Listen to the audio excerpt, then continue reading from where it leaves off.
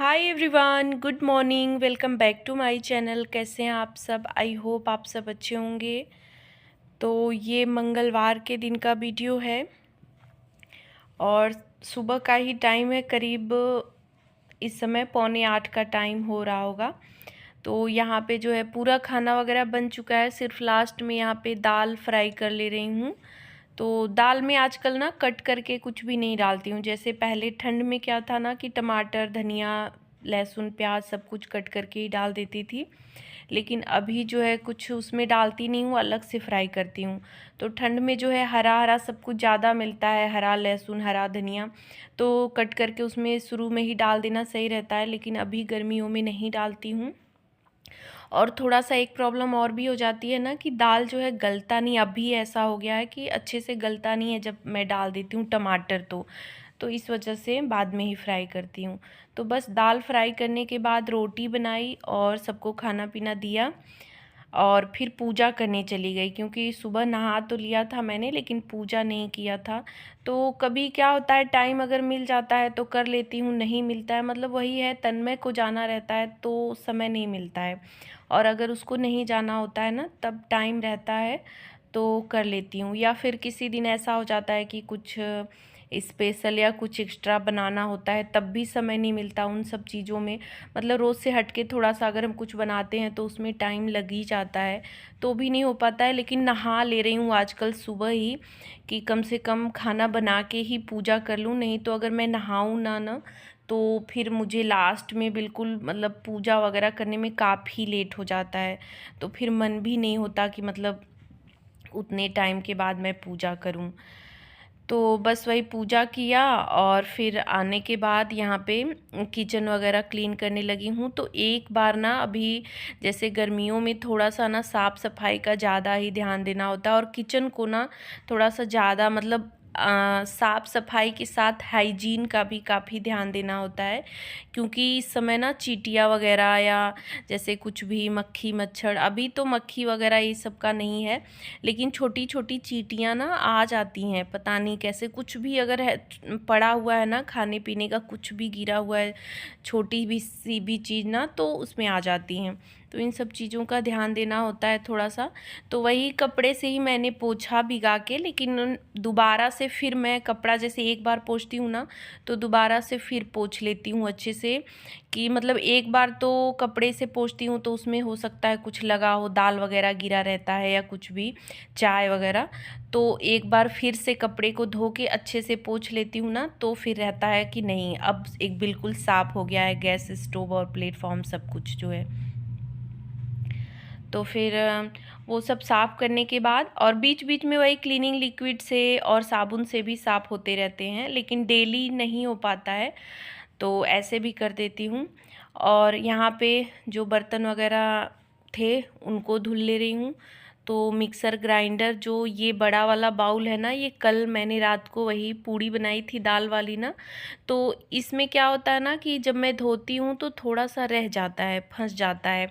तो वो पानी डाल के जब रात भर छोड़ देती हूँ ना, या फिर सुबह बनाती हूँ तो शाम को ऐसे छोड़ देती हूँ शाम तक, तो अच्छे से निकल जाता है जो भी उसमें लगा रहता है। तो धोने के बाद फिर रख देती हूँ, क्योंकि इसको रखना होता है, डेली तो यूज होता नहीं है। तो थोड़ा सा ध्यान देना होता है कि इसमें कुछ लगा न रहे, बिल्कुल साफ़ हो जाए तो सही है। तो यहाँ पे बर्तन वगैरह सारा कुछ मैंने धो लिया है और सिंक वगैरह सब कुछ, मतलब पूरा किचन जो डेली का रूटीन होता है बिल्कुल साफ़ सुथरा कर लिया है।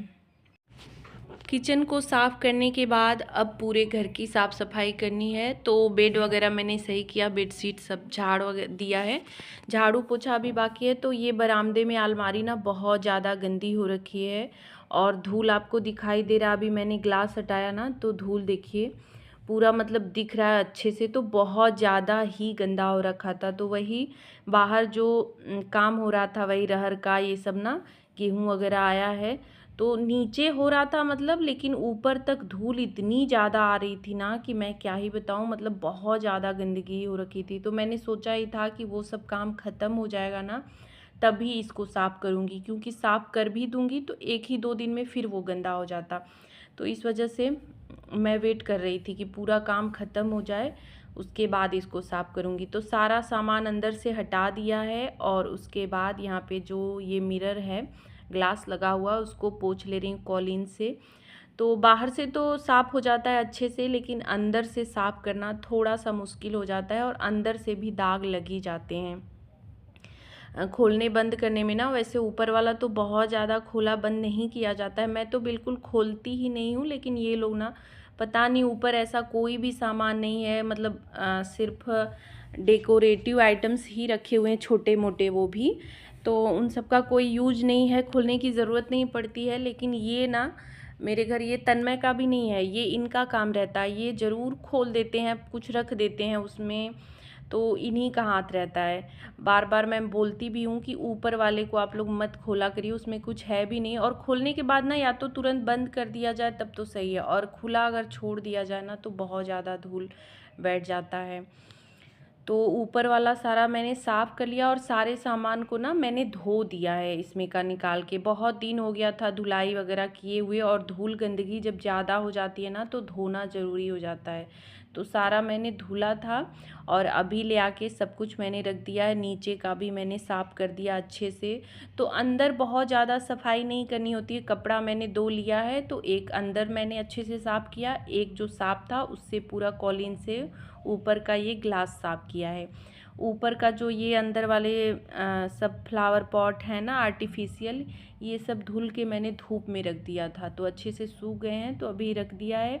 ग्लास मैंने नहीं रखा है, जो इसमें कांच वाले ग्लास मैं रखती थी, अभी उसको अंदर मैं रखूँगी, क्योंकि वो भी बहुत गंदे हो रखे हैं और जब यूज करना होता है ना तो उसको फिर धोना पड़ता है, मतलब बहुत ज़्यादा गंदे दिखते हैं। तो अब उसको किचन में रखूँगी। तो थोड़ा बहुत इधर उधर करती रहती हूँ, कभी अंदर कभी बाहर, सही रहता है। थोड़ा बहुत चेंज कर देने से ना मतलब अच्छा लगता है, कुछ दिन मतलब चेंज रहता है। हमारे घर में किचन में कोई भी आइटम हम अगर यहाँ से वहाँ थोड़ा सा कर देते हैं, थोड़ा सा बदलाव कर देते हैं ना, तो वो चीज़ अच्छी लगती है। तो अभी देखिए पूरी अलमारी बिल्कुल नीट एंड क्लीन अच्छे से मैंने आज सफाई की है इसकी, मतलब डीप क्लीनिंग पूरी अलमारी की कर दी है। तो मेरी आदत वही है कि मैं पूरे घर को डेली, ऐसा नहीं है कि 3 घंटे रगड़ रगड़ के साफ़ करूं, ऐसा कुछ नहीं है।